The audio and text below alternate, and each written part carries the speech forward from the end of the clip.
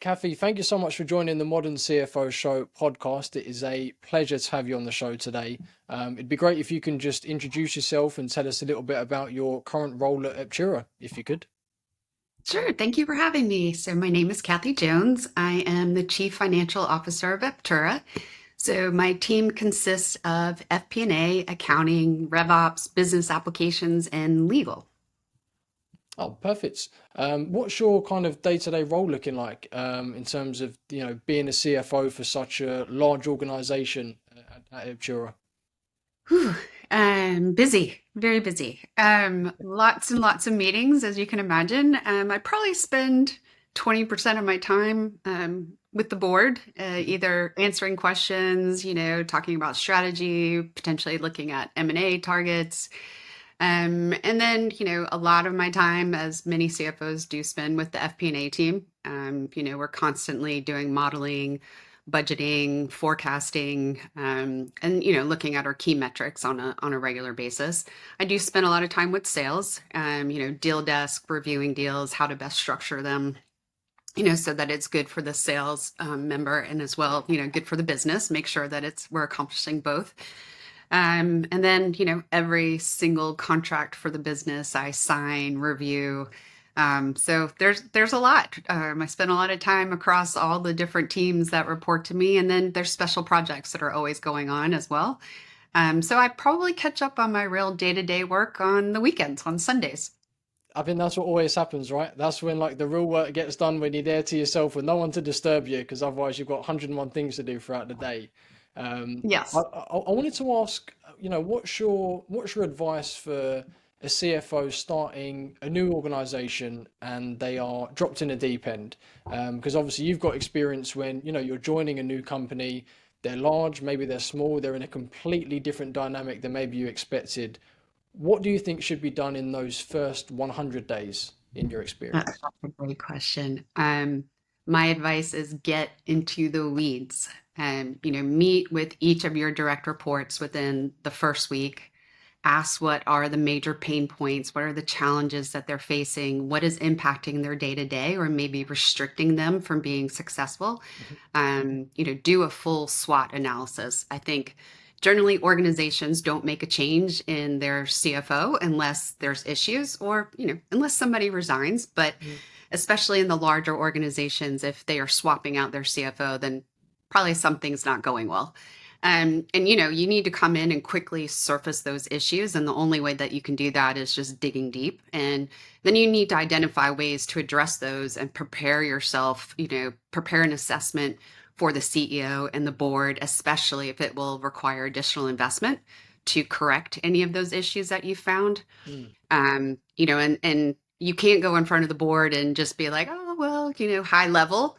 I've found that boards and even, your CEO, wherever you're going to, because it's always hard to come in, right? And it's like you're playing armchair quarterback. You know, they may have known that there were issues, kind of under the surface, but when you come in and you're highlighting, if there's several things that are not going well in the business, you can't just come and anecdotally say, oh, I see this, I see this. You really need to come and back it up with data and concrete evidence of where there are challenges in the business. And then Mm. you also need to come with what are the proposed solutions. And if it's going to take additional investment and you're going to have to go ask for those dollars, like you got to be able to back that up. And you need to build, you need to bring full transparency and trust. And you've got to get that trust within the organization and you got to get that trust with the board and you have to get it quickly. Mm. And, you can't do that if you don't bring your honest view and your honest assessment and the data to back it up and how to solve it. And I think, it's funny, I'm going to quote one of my board advisors, but he always says, bad news doesn't age well.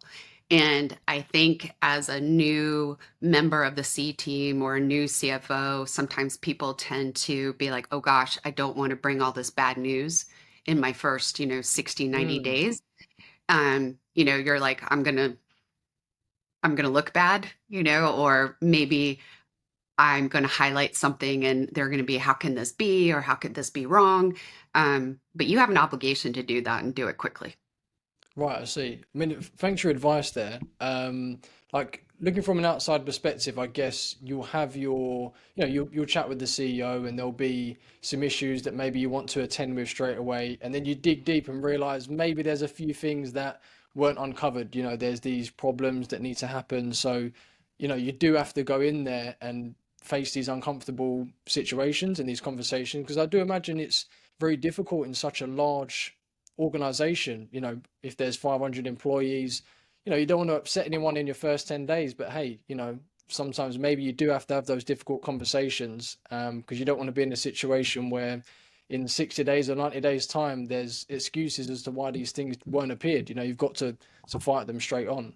Is it Absolutely. is it important to speak with the CFO, the CEO first, to kind of understand what's going on in those first kind of week normally? Um, I mean, I think the CEO shouldn't have to be in the weeds, right? Okay. I mean, they should trust their CFO to Mm. know what's going on. So I think, the CEO will know why they've had to make a change or that there are issues, but they won't really know all the inner workings of what the challenges are. So yes, of course, you're speaking with your CEO, and typically in your first 100 days, you're having daily conversations, Yeah. with them. They're helping you onboard and understand the business and navigating board and all of that. But they're really relying on you to dig in.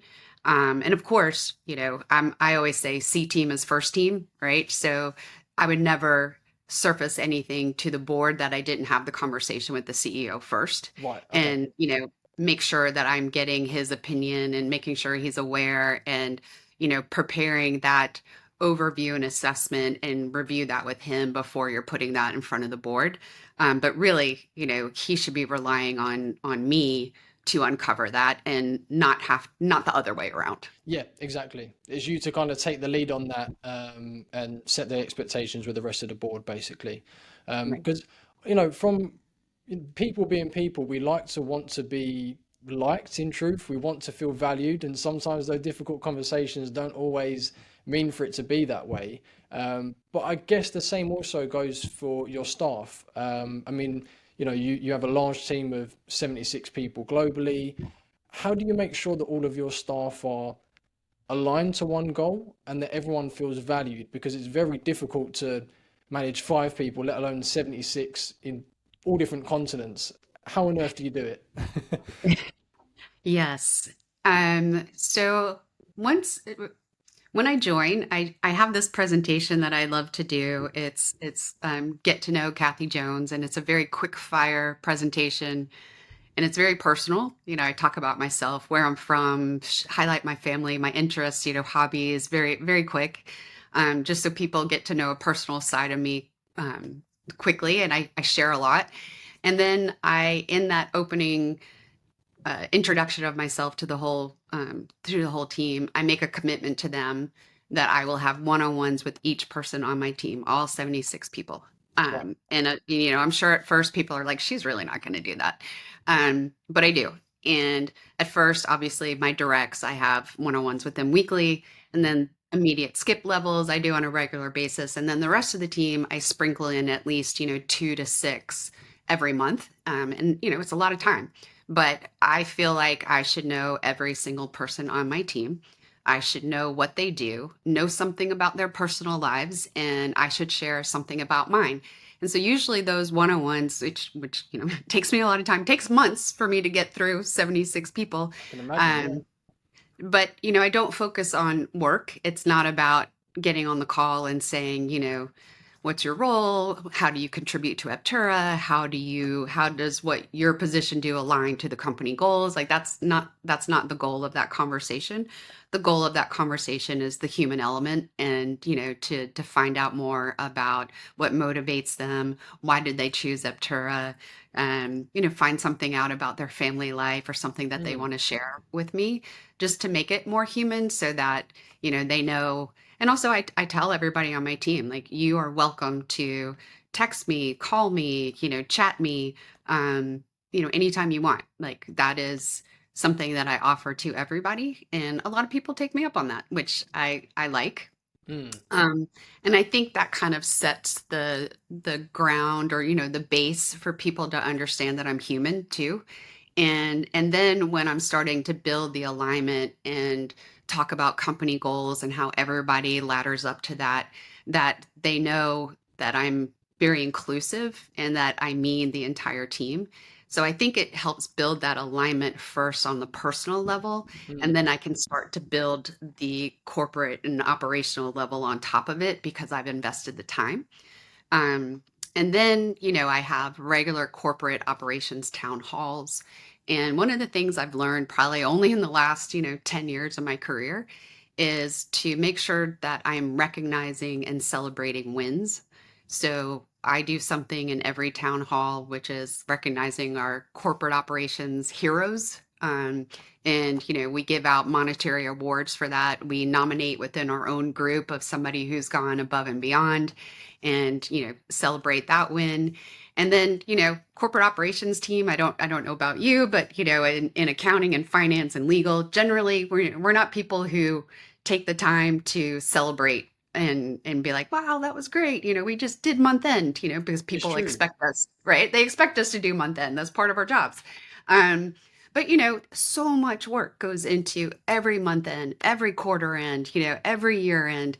Then you layer on the audits that we complete, corporate governance, a million contracts that we do for customers. And I think, we're the engine that drives the business, and we don't celebrate. And I think that's another area that I have brought in to my teams. And I think it makes a huge difference of just recognizing the work and celebrating the win. It's actually really refreshing to hear that because, sometimes as a manager, we sometimes forget that we are in direct control of our employees' well-being and also their careers. Like, you hear stories that managers make or break people, and it really affects them in their future careers, and we're there to nurture those. So I think having those one-to-ones is important. You did hit the nail on the head. I mean, coming from a sales background on a big dealing floor, every employee of the month unfortunately was always one of the members of the sales team, always the guys and girls in sales bringing the revenue in, which is great. But the finance, the HR, the operations, these are the guys and girls that run the ship, and without them, there is no sales floor. So I think it's really important to make sure that they have a platform to share their wins and share how important it is for them to actually feel valued. When you do those one-to-ones, I assume that you would speak directly with the sub managers. How do when you chat to them, is there an overall kind of brand goal for that month, or a target to then spread to the rest of the team? How do you normally manage that to make sure everyone is aligned to one goal? Yeah. So, we have our corporate goals, right, that are set at the top. And then I have a specific format that I follow for one-on-ones. I call it my four box. It's, I have everybody start with, here's kind of what I'm working on now. And, it's not I don't want a to-do list, it's just kind of like, what are their major initiatives that they're focusing on? And then, what are projects or things that are on the horizon? What are things that they're looking forward to, or maybe even areas that they have of interest and they want to discuss with me of like, hey, I'm on the billings team, but I'm really interested in forecasting, or I'd like to learn more about FP&A. Right. And from that conversation, I could be like, great, you know what? I'm going to connect you to somebody on the FP&A team, and, you can sit in on X, Y, and Z, or, cross pollination and mentoring. Um, and then, there's a whole part of this for up of like, hey, now that I'm on this call with you, are there things that you need decisions on, or, more from a mentoring standpoint of, what are career things that I can help you with? From things such as, or their classes you want to take are, again, it could be things that are not just directly related to their role, but outside of their role. And then from, the one-to-one with managers, there's key metrics, obviously, that we need to meet. And it could be different, a collections team. It could be, the forecast is you need to collect 20 million this month. How are we pacing? Giving me the reporting metrics on that, which should trickle down to their team. For my billings team, it could be, we need to bill 65 million this quarter. How are we pacing against that? There's different metrics against different teams. Right. And so, those need to flow down to their directs and make sure that they're tracking those on a weekly basis. Right, I see. So then everyone's aligned, everyone knows the goals for that month. And it's an interesting point as well that, sometimes the employees that may not be direct managers may want to go into a new role. Maybe they've been doing the same thing for a year or two. They want to learn new things. And unless you uncover that, sometimes you have flight risks, right? So I think it's really important that, you reach out to them and find out new skills so they can stay in the company for a long time and feel valued, of course. Um, I wanted to ask you another question actually. Like how important is it in such a large organization such as Eptura that the whole business fully understands the company position and the finances? Could you explain a little bit about, how important that is for Eptura and especially for yourself as well? Sure, absolutely. It's very important. Finance can seem like a complex beast to many people. We have our own language, we have acronyms that many people don't understand. I think it's vitally important for the whole organization that the CFO can educate the organization at a level that everyone can understand and make Mm, it real to them, right? I can stand up there and teach people, about a P&L or a balance sheet, but it's not tangible. And also it could also just, sound like, "Mwah, mwah, mwah." It's in one ear and out the other. And, in addition, people will make up their own reality in the absence of information, right? So I mm, believe in transparency, which also gains trust. As much as I'm allowed to share at some organizations, you can't share as much, but at right. Aptura, we really believe in transparency. And so one way I like to do this is by making it very tangible. I'm a very visual learner, so I feel like people also like visual learning or things that they can touch and feel. And so, an example recently at a company sales kickoff, 200 people in the room from the company. I put a pie chart on every table and it had Monopoly money on the table. And Wow. I was main stage presentation. And so it was an exercise that was meant to be illustrative and also interactive. And so the point of it was for every $100 that comes into the business, where does that money go? I think people think either that I have a money tree that I go outside and pick from whenever we need it, or that, the C team is flying around in private jets, Yeah. it's these extremes. Because So that does happen, right? From an employee perspective, you're seeing sales do really well, CEOs on another flight somewhere, and you're thinking, "Wow, we're in such a great financial position." But in reality, they don't see the back end of that, right? no, they don't. And so I walk them through this. And so I'm on the stage and I'm like, okay, for every $100 that comes from the business, I'm going to tell you where the money goes. And so this is just illustrative. This isn't real money associated with Eptura, but Mhm. so I was like, okay, all of you, I want you to take $42 out for salary and benefits, and made them count it out. And I was like, take $10 out for hosting costs, $5 for marketing, and so on. And then they're sitting there with $31 left, and I'm like, for EBITDA. And then I'm like, wow, we should all be feeling good, like this is great, don't you feel great?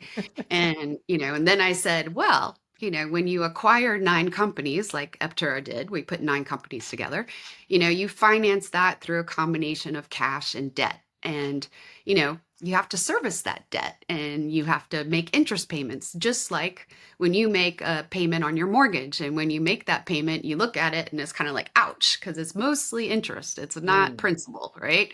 Um, and so I was like, now take out $26 for interest. And, you could hear the room go like, because that's a lot. I was like, and now you're left with $5. And I was like, well, don't get too happy because now we have to pay taxes, and now you've got $3 left. And, I asked the whole room, would you like to make more money? Would you like to get promotions? Would you like to travel more? Would you like to go on company offsites? And of course, it's a resounding yes. And everybody's like, yes, I'm like, great. How do you help me put more money back into that last slice of pie? You know, Exactly. and and then I was asking for feedback, live in the room. How can we put more into that slice of pie? And I'm like, treat the company's money as if it's your own. be a good steward of the company assets. Think of it like your own wallet. Do you really need that new piece of software, the shiny new thing that everybody's like, I need this software, please, can I get it? Mm, Um, and then since I was at a company sales kickoff, I kind of looked at everybody in the room and I was like, sell more. You know, if you sell more, I have more money in that last slice of pie. But the purpose of it was just to break it down into a very tangible way, an easy way that I could explain to people what happens when $100 of revenue comes into the business and where does it go, and mm. then how much we're left with. That is brilliant, by the way. That is one of the best ways that I've ever heard anybody to make sure the whole business understands the financial position of the company. Because I guess every employee then feel like a shareholder at that point. They feel really invested into that business, and maybe that sales director might second guess or not ask maybe for salary increases, flights away, trips here. And people really understand that position. I guess also not only for big companies, but I guess there's smaller companies that can probably take that advice and also do the same. Whether you're a company with maybe 10 staff, it's still once a month let everyone know the financial situation of the business, how we're doing. I think there's a lot to learn there, so thank you for that. Um, I just wanted to give you a quick scenario. Let's say you're the CFO for a business with a revenue of 100 million. How do you scale that to that 10 million mark in your experience? What are you going to be looking at first? Because I know you've had direct experience with this, but I think some businesses out there, they get to that 1 million mark and that 10 just seems like a lifetime away. It's like 10 times the work, but it doesn't have to be. What things are True. you looking at first to get there quicker? Good question. So first thing I would look at is pricing. I think people, especially smaller businesses, are scared to raise their pricing because they think they're going to run off their customers. And you need to look at your pricing from the component of, are you value pricing or are you stuck in commodity pricing model? And it's very scary to small businesses to be like, oh, I'm going to be more expensive than my competitors. I'm going to lose, customers, and I'm going to, you know, I'm going to be in a difficult spot. And I call it like white knuckling through it, the being scared of starting to increase your prices, going to a value pricing model. And that's one place, right? That's one place that you can grow rather quickly if you are able to sell the value versus being stuck in a commodity pricing model. Right. I would say the second area is to go look at your customer base and, how many are repeat customers or have been with you for many years and why are they staying? And get that information with the customers, and meet with them as the CFO to understand the value. Because if you understand that value, it goes back to your pricing model. So how can I start to switch that conversation to the value pricing by getting that information from your current customers? Very similar in the SaaS model. Do you have the opportunity to sell to your existing customers? Because that's the easiest way to grow, at a low cost to the business. But in those conversations, the other area that, helps you grow fast is, do you have another product? Is there an offshoot that you can build and sell um, quickly? And sometimes it's something very easy that you can add to your portfolio of products. Sometimes it takes more time, so you have to evaluate that. Um, and then I think another area that I focus on, I know this sounds like a lot of things all at once, but it kind of is from a growth perspective is, look at the margin of all of your products, which also ties into your pricing model. Mm, I'd rather be a 5 million company with 80% gross margin than a 10 million company with 45% margin, yeah. right? Um, and then, another area, and CFOs do this, at every size company, is look at whether growing organically or inorganically, which one is the fastest path to growth if that's your target. If all your, what you're trying to do is grow so that you can sell the business or grow, because you want to be able to grow the business for certain reasons, for to be able to take money out of the business or to be more successful or to pay yourself more, whatever it Mm, is. You need to be looking at inorganic as well. Um, and I think the other pitfall that you should always be looking at is, many companies can grow, but they don't grow profitably. And that's the challenge that I see a lot in small businesses is, they're like, we need to grow and it's grow, grow, grow, but they grow at all cost Right. and they get themselves in trouble. They end up being in negative profit. They end up having to, pull from their line of credit or they get into debt. And so, I would caution people to look at growth as being a balanced growth and to make sure they're growing profitably. Hmm. Um, and, to when companies are growing very quickly, they need to make sure that they have the, forecasting or the staff in place that knows how to look at that and is managing it, weekly, monthly, daily if needed, right? When you're an explosive growth model, because you can quickly get upside down. What's just to kind of revisit that. When we're talking about growth, are we talking in terms of, you've got a company that's expanding super quickly? Um, is it the fact that they might hire too quickly, that they're going all guns blazing? What's just to recap some of the things that they might miss in those steps? Yeah, I have a good example of that. At one company, we had a very aggressive target for growth, and we hired 75 sellers in the beginning of the year. Right, Um, and that growth did not happen. And so, you have all this payroll burden that you have. Um, you're carrying this cost, and you ended up doing 50% of the expected target of sales. That was a good lesson, right? right. Thinking that hiring all these sellers was going to immediately provide growth. Um, and even with modeling ramp time and, you plan that in your modeling. But bringing 75 sellers on at once is not a good way to grow. Right, I see. Um, that's one example, right? I would say uh, other example is expecting that going to a different geo, right? So expansion by going into a different geography.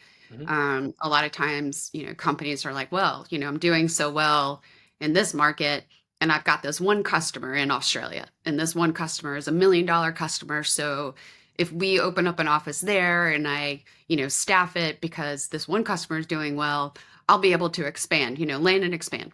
Right. That's not always the case. And then you've put in a lot of cost to open that entity, to staff it, there's just so many costs with opening up an entity in another country.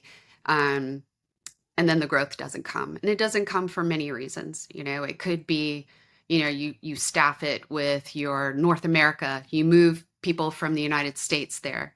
And you find out that local people don't want to buy from Americans, like that Yeah. that happens. Mm. Um, so there's all kinds of challenges when you're trying to expand, and you really have to think about expanding the right way and learn from mistakes. I've made them, Mm. definitely I've made them, but you have to learn from those and then make sure you don't repeat them in the future.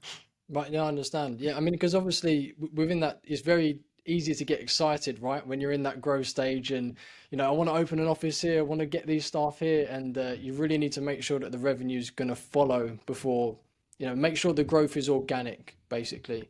The only reason I ask that, just from a selfish perspective, is, I've been trading in my business for a year and a half now, and we've been picking up some good customers in the Netherlands. So I'm thinking, do I go and hire two sales staff in the Netherlands? And these thoughts come, and but exactly like that, you need to make sure that the growth is organic and things like that. I might have a separate conversation with you about that, but you can inbox me separately. I don't want to waste your time on this. um, We can do that. Thank you. In our previous conversations, you mentioned you are a huge advocate for C-suite staff to become a mentor, and still have mentors yourself. Even if you're at the highest level of success, you still need mentors, and you still need to be a a mentee. Can you elaborate on that a little bit for us? Sure. I was fortunate enough early in my career that I had a mentor. She had a huge impact on me and my career and success. And all she asked was that I paid it forward. She was the owner of the company and was also in a controller position. This was over a 600-person company. And she was willing to share her knowledge. And I was, 22, 23 years old. And she did brown bag lunches every Wednesday. And every Wednesday I was there just eating it up. I was like, tell me more, tell me more. Um, and it wasn't just about counting, it was about contracting, licensing, business insurance, just, things that a 23-year-old would not have exposure to. Mhm. And that was just invaluable to me at that point in time. From that experience, I decided that mentoring was something I wanted to do and continue to do at work and outside of work. So, you know, at a time when budgets are limited and merit increases are not 5%, 10%, when people aren't giving out huge bonuses, investing our time in employees can be more effective. And, I encourage any employee to seek out a mentor, either within their department, outside of their department, or even outside of their company. I've never turned someone down who's reached out to me and said, hey, do you have time for me? Hey, can I, meet with you and pick your brain on X, Y, and Z? Or if they've just asked and said, can you spare time and mentor me? Um, Time is a limited resource, yes, and I don't have a lot of it, but I will commit to share my time with people who have asked. And, I feel like even though time's a limited resource, we have an obligation to share our knowledge and our life experiences. And, sometimes it's just years on this earth that someone just starting their career wouldn't have. Mm. And, in addition to mentoring at work, which I feel like I do through my one-on-ones, I mentor with an organization called Sarisa. It's a national organization that matches mentors like myself. We give our time for free, and then we get paired with a mentee for 6 months. And, you can meet monthly, you can meet weekly, it just depends on the mentee. And I've been doing that for over 5 years. And, I learned as much from my mentees as I give to them. But, as a C team, and I think even executives, or it doesn't matter what level you are. I think people think, oh, you're C team, oh, how could you possibly have a mentor, or why would you have a coach? I have a coach, and I Mhm. meet with my coach every 2 weeks, and it doesn't matter where you are in your career. We can always use another perspective or someone to bounce ideas off of, or get feedback, or even expand our skill set. I don't know everything, even though I've been doing this for 32 years. Sorry. Little Don't want people to know how old I am, but it's always good to expand our minds and expand our skill set, to always be learning. Um, and also it gets lonely. You've heard people say it gets lonely at the top, right? We deal with such confidential information. We have very stressful, you're going to board meetings and you're always in very confidential information, and there's things that you just cannot share. Mhm. And having another person that is, one, completely objective. They don't know anything about your company. They don't know anything about the people you work with. That you really can just speak to, get their perspective, understand. And, they are, my person that I work with, could be a former CFO or a former CEO, or, it depends who your coach or mentor may be. But that's it. It's just, I don't know, it just helps so much to be able to talk to somebody to get that other perspective. Mm. Um, because it is, it's, it is lonely at the top, There's two parts to it, isn't it? I guess it's like, sometimes, especially as a CFO, CEO, or C-suite member, sometimes you feel like you're the only one going through your day to day. There's no one else that is just as stressed as I am, and it's really tough. And I think sometimes employees look at you as a role model, and you can't be seen to be stressed, and you hide a lot of that. But sometimes it's good to offload it, not only to your family, I guess, but someone else that is in the same position basically. I guess, do you feel as well that maybe sometimes for a lot of C-suite members that sometimes the egos can kick in a little bit after 30 years? You feel like there's nothing else that you need to learn, and actually, reaching out to someone else and having more of an open mind can still improve, your work and the Absolutely. business as well. Yeah, I do. I do think people, once you've gotten to a certain place in your career that you think, oh, I don't need that or I don't need help. I don't believe that personally. I think we all can benefit from having a mentor. I was fortunate. I got to go through the Sarisa program as a mentee. My former job, I was a CFO at a Vista equity company, and they had a high potential leadership program and they put me through that, and I got to go through Sarisa, oddly enough, from the other side, and it was phenomenal. Really? That I was like, wow, this is great. I get to go through this from the other side.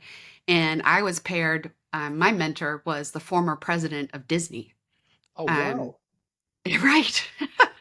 um, I how I got paired with her, I have no idea, but having her as a mentor for 6 months was phenomenal. And, like I said, I have my coach and I still had my coach. Hmm.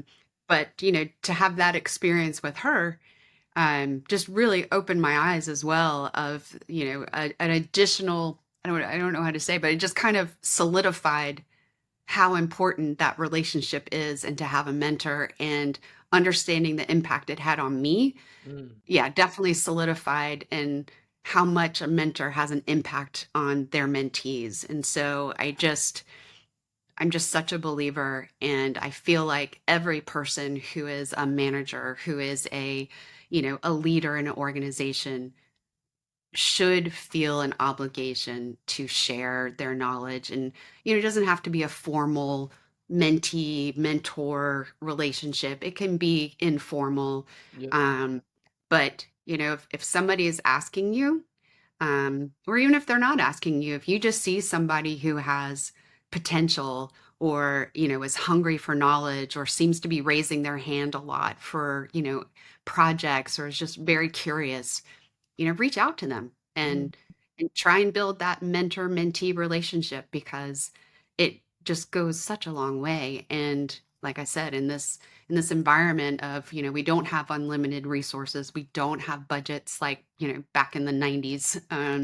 You know, investing in people is going to be way more important than how much you can give them in their next raise. Yeah, well, 100%. And it's almost like, between the ages of, say, 20 and 30, even 20 to 25, you're still in your infancy of learning in your career and what you want, and having, someone who has a mentor and a role model in the work environment and out is gonna strive, and they're gonna do amazingly, and it's gonna set them up for their career. Opposed to someone that may be left alone, not have the support, they're gonna be doing that for a lot longer than someone else who's got that support and that role model there. I guess it's nice for you as well to be able to give back, right? How important it was for you for those 6 months to then be able to turn that around and have your own mentee to give back to. You probably learned so much about yourself, and it's probably worth more than any success that can come to teach someone and see the rewards of it, right?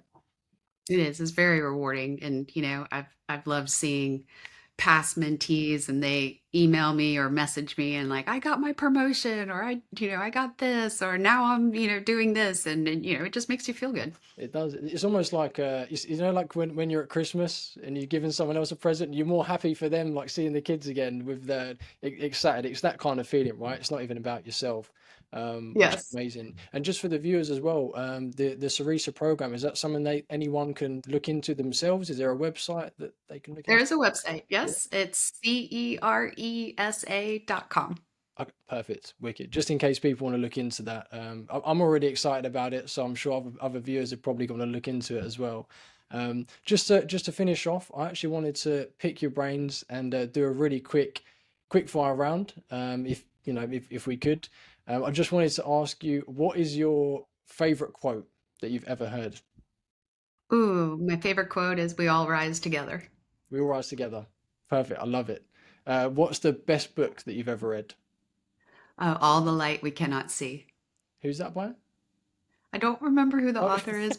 It is a I read so many books. yeah. I probably read 3 books a week. It is Okay. my hobby. But All the Light We Cannot See is a beautiful book. Perfect, wicked. And what is the most useful work software that you've ever used? in your career? Anaplan. Say this one again for us. What's it called? Anaplan, Anaplan. It's a Anaplan. forecasting tool. Oh, okay. Uh, Love it. Perfect. So I'm sure people can look into that as well. And the last and final question, if you can give your 25-year-old self one piece of advice, what would it be? Ooh, there's no I in team. There's no I in Uh, team. I was very ambitious and I was all me, look at what I'm doing. And I wasn't bringing people along with me. And that was a hard lesson that I learned because it's not about yourself. There's always someone else that can need help or come along the way with you, basically. Mm. Um, Kathie, thank you so much. I've enjoyed this conversation. I'm sure there's tons of bits and pieces that the viewers can pick out on that's going to learn so much. So thank you again for your time. If anyone wants to reach out to you, what's the best way for them to contact you, whether it's LinkedIn or email?